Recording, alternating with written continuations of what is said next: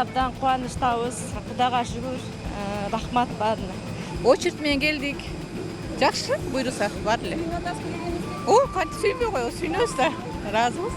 Рахмат баарына.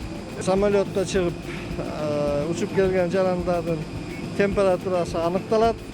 Эгер температурасы бар болсо, ал жарандар обсервацияга алынат.